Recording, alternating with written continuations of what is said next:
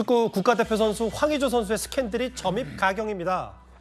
오늘 황의조 선수에게 불법 촬영을 당했다고 주장한 이 피해자 측이 기자회견을 열었습니다. 그 목소리부터 먼저 듣고 오겠습니다. 가해자는 수사기관에서 암묵적 동의가 있었다라고 주장하고 있다고 합니다. 스스로 내놓은 입장문에서 여기 어디에도 피해자의 동의를 구했다라는 내용이 나오지 않고 있습니다. 촬영 모드로 켜서 이렇게 두었던 그 휴대폰을 우연히 발견할 수 있는 위치에 두었다고 해서 피해자가 이를 인식할 수 있는 것이 아닙니다. 우린 그런 걸 몰카라고 부릅니다. 일단 피해자 측이 제공한 대화 내용을 좀 읽어볼까요? 찍었을 때 이런 일이 생길지 나 몰랐어. 나도 진짜로. 내가 싫다고 분명히 얘기했잖아 너한테. 기억나지? 내가 보여달라고 하고 분명히 지워달라고 했었고. 그때 건 다 지웠잖아요. 내가 어찌됐든 싫다고 했었고. 그게 왜 아직도 있냐는 거지 내 말은. 대화 내용이 만약에 길다면 피해자 측의 목소리만 좀 주목을 해보면 될 것 같아요. 분명히 싫다고 말했다. 그 성관계 촬영 영상을 지칭하는 거겠죠?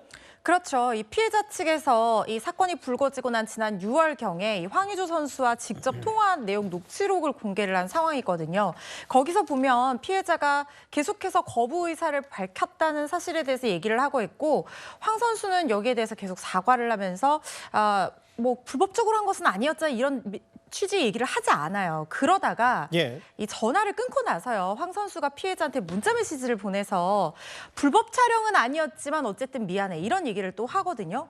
이게 황 선수 입장에서는 자신의 결백함을 뭔가 제대로 말하지 못해서 한 번 더 확인하기 위해서 문자 메시지를 보냈다고 주장할 수도 있지만 피해자 측에서 보기에는 그때 이미 황 선수가 변호인이 선임되는 상황에서 통화를 하면서 뭔가 자기가 제대로 대응하지 못했다는 생각이 들어서 자신의 어떤 나중에 이것이 녹취가 증거로 쓸 때를 대비해서 자신의 어떤 방어를 위해서 한 번 더 불법 촬영한 건 아니었지만이라고 그때서야 얘기를 한 것이 아니냐. 지금 이렇게 주장을 하고 있는 상황이거든요.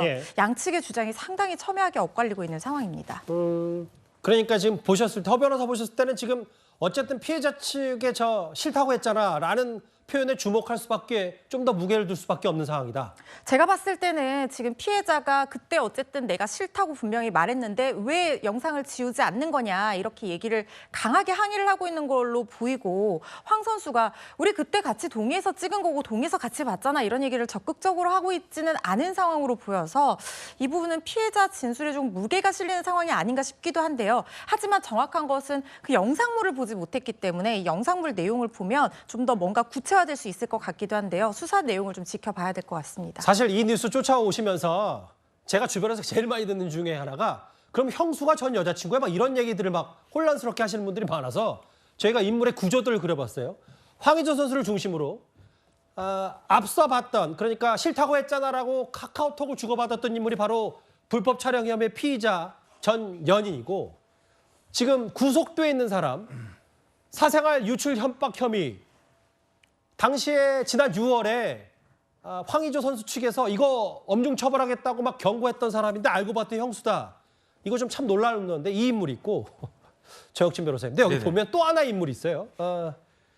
사생활 유축 협박 혐의로 황의조 선수를 압박한 사람이 있는데 이거 알고 봤더니 또 남성이었습니다.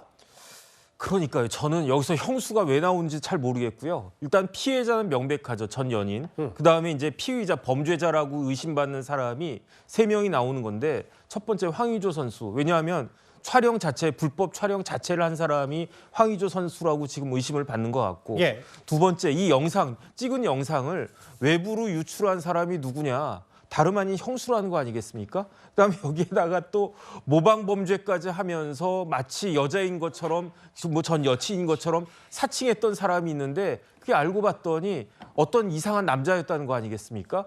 참 이게 갈수록 점이 가경이다 이런 생각이 들고요. 왜 자꾸 우리 사회에 이런 일들이 벌어지고 있는가 씁쓸한 생각이 많이 듭니다.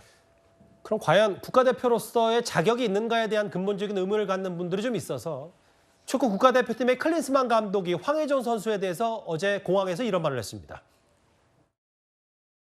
He's our player, and unless nothing is proven to the case, it's speculations. And I live since 40 years in the football world with speculations and with comments I maybe and probably or whatever. So until there's nothing really concrete, There's no problem for Wijor. He's part of our team, and hopefully he scores some goals now towards the Asian Cup in order to be really sharp and fit for us to win the Asian Cup.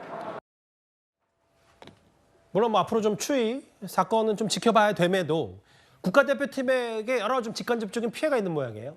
그럴 수밖에 없죠. 지금 뭐 이강인 선수가 사진 올린 것 가지고도 여론이 상당히 좋지 않고 보는 시선이 곱지 않을 수밖에 없는 상황이라는 생각이 듭니다. 일단 어쨌든 자신의 친형수가 연루된 것은 맞으니까 뭐 황 선수가 자숙을 하는 걸 선택할 수는 있겠지만 그런데 지금 감독 입장에서도 저렇게밖에 얘기할 수 없는 것이 일단 축구협회에서 유보적인 입장을 취하고 있는 데다가 징계위가 열린 상황도 아니에요. 그런데 자칫 징계위가 열렸다가 이 자세한 내용을 조사하지 못하고 섣부른 징계를 내리면 그게 더 문제가 될 수도 있거든요. 그래서 수사 결과를 지켜보겠다는 입장으로 보여서 국가대표 마크, 태극마크를 계속 달 수 있을지는 좀 살펴봐야 될 것 같습니다. 알겠습니다. 파장이 만만치가 않네요. 황의조 선수의 이제 불법 촬영 혐의 관련 얘기. 알겠습니다. 그럼 지금까지 들은 여러분들의 목소리를 만나볼 차례입니다. 첫 번째 댓글입니다. 한 장관과 이 전 대표가 손잡기엔 온도차가 너무 큰 것 아닌가라고 하셨고요. 개딸들 목소리만 듣고 국민들 목소리는 안 들리나요? 뭐 이재명 대표나 민주당을 향해서 비판하신 것 같아요. BTS 블랙핑크 손흥민 롤 페이커 국보 1호 선수 정말 자랑스럽습니다라고 하셨는데 저도 그렇습니다. 북한이 약속을 지킨 적이 있었나? 라고 하셨고요. 9.19 군사합의 관련.